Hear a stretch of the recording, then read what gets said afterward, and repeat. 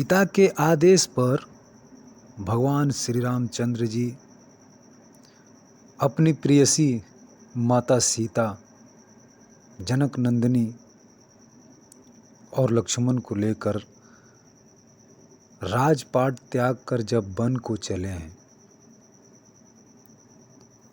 पूरे अयोध्या के लोगों की आंखों में आंसू है। विद्रोह करने के लिए राजा के खिलाफ खड़ा होकर लड़ने के लिए सारी प्रजा तैयार है। बस एक राम का आदेश मिल जाए तो अयोध्या से राम वनवास को नहीं गए होते। पर प्रभु श्री रामचंद्र जी ने नीति का पालन किया, पिता के आदेश का पालन किया। पिता का आदेश हुआ कि आपको वन और भरत भैया को राज्य सिंहासन मिलेगा। प्रभु श्री रामचंद्र जी ने बिना एक सवाल किए पिता के उस आदेश का पालन किए। लक्ष्मण को और माता सीता को लेकर वन की तरफ निकल पड़े। आपको पता है कि नहीं, जब भगवान श्री रामचंद्र जी अयोध्या से वन के लिए जा रहे थे, उस वक्त घर पे भरत नहीं थे। भरत अपने मामा के यहाँ थे। जब उन्हें खबर लगी तो बड़ा दुख हुआ। भगवान श्री रामचंद्र जी जब अयोध्या से निकलकर गंगा तट पे पहुँचे तो पार करने के लिए जब केवट को बुलाया तो केवट प्रभु श्री रामचंद्र जी की इस अवस्था को देखकर भाव विभोर हो गया और हाथ जोड़कर निवेदन करने लगा कि हे प्रभु, इस चरण का बखान, आपके पैरों का बखान हम जन्म जन्मांतर से सुनते आ रहे हैं। 4 लाइन शब्दों में केवट प्रभु के सामने हाथ जोड़कर बैठा है और निवेदन कर रहा है कुछ गीत के भाव में।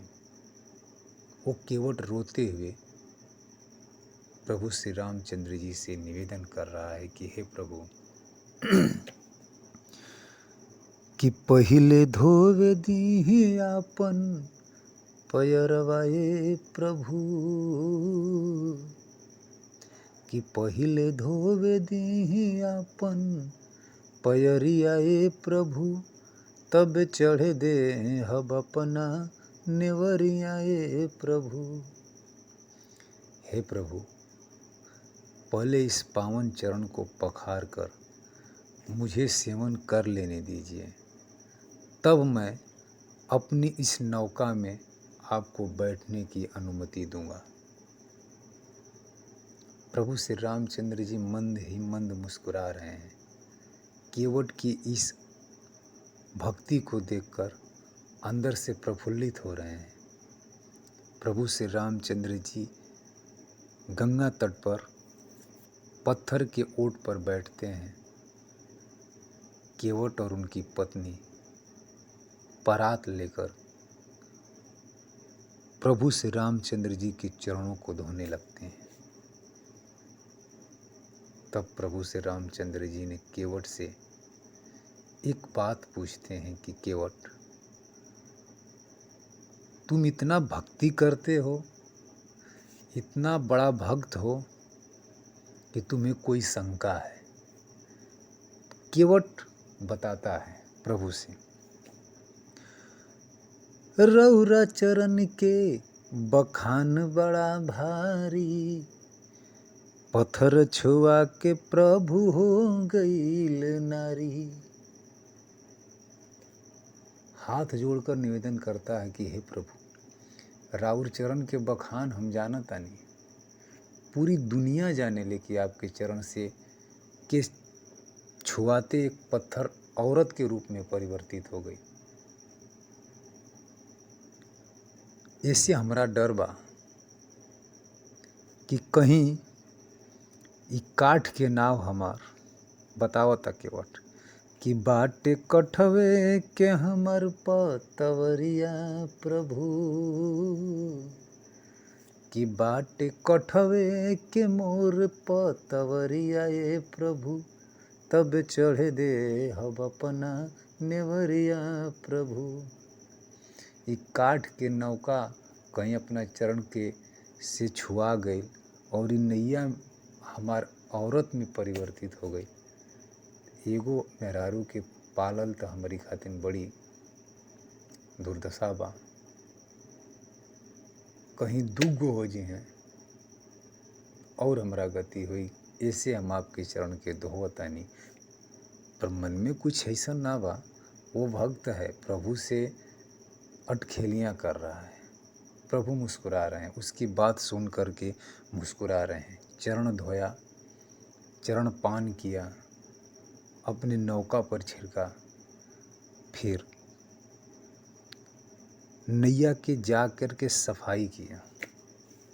प्रभु से रामचंद्र जी से कहा कि राज घराना में सजल रहे आसन, एहर त फैलल बा जूठ काठ बासन। हे प्रभु, राजघराना में हर जगह चमचमात धरती आसमान, बड़ी बड़ी महल, और हमरी के यहाँ एक काठ के नैया बा। ये हमार घर बा और यही हमारा कमाए के साधन बा। एमे कहीं जूठ काठ बर्तन फैलल बा, कहीं मांस मछली के महक भी बा। रुकी हम थोड़ा अपने हाथ से सफाई कर लें। कैसे बिठाई बाप के, बड़ी शर्म के बात बा, बड़ी लज्जा लगता हमरा के। कहता केवट कि राज घराना में सजल रहे आसन, एहर त फैलल बा जूठ काठ बासन। महके चारी ओर काइया सेवरिया प्रभु, हो महके चारी ओर काइया सेवरिया प्रभु, तब चढ़े दे हब अपना नेवरिया प्रभु। पहिले धोई भम रौरी पयरिया प्रभु, तब चढ़े दे हब अपना नेवरिया प्रभु। प्रभु केवट की बात सुनकर खुश हैं कि भक्त निर्छल दिल से हमारी सेवा करता है और जो भी बात है वो बता रहा है। आखिरी बंद में भक्त केवट ने प्रभु से रामचंद्र से कहता है कि हे प्रभु, आप तो सेवा सदन हैं, दुनिया के मालिक हैं, लेकिन मैं अपने कर्म और काम से कभी समझौता नहीं करता। आपको गंगा पार करूँगा तो उसकी मजूरी हमें चाहिए। कहता है भक्त क्या कि केवट के बात राजू बात हम बताई, कि केवट के जात राजू बात हम बताई। लिहे जोगिया वीर कर में गंगा उतराई, केवट के जात राजू बात हम बताई।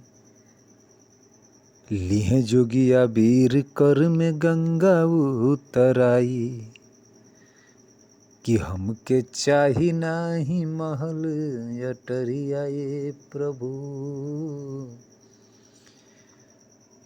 कि बनल महिमा रहे चाही ना अटरिया ये प्रभु, तब चढ़े दे हब अपना नेवरिया ये प्रभु।